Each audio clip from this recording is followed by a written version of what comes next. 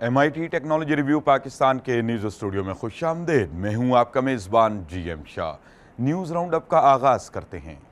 Bulletin के आगाज़ में आपको बताते हैं कि मारूफ पाकिस्तानी कंपनी रहमत ग्रुप पाकिस्तान में इलेक्ट्रिक गाड़ियां मुतारिफ करवाएगा। इस हवाले से रहमत ग्रुप ने 14 मुख्तलिफ चाइनीज़ कंपनियों के साथ मुआहदे किए हैं जो इन गाड़ियों की तैयारी में मदद देंगी। इसके साथ साथ ये ग्रुप गाड़ियों और बसों के लिए लिथियम बैटरीज भी तैयार करेगा।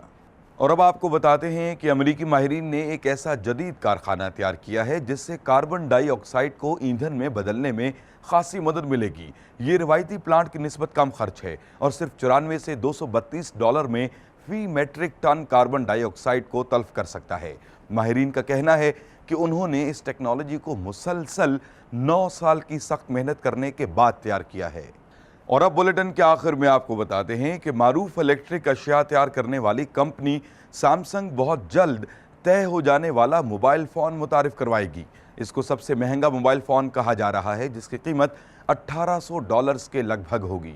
इसका डिस्प्ले OLED और इसकी स्क्रीन का साइज़ 7.3 इंचेस होगा। माहिरीन का कहना है कि इसे रवा साल ही मुतारिफ करवा दिया जाएगा।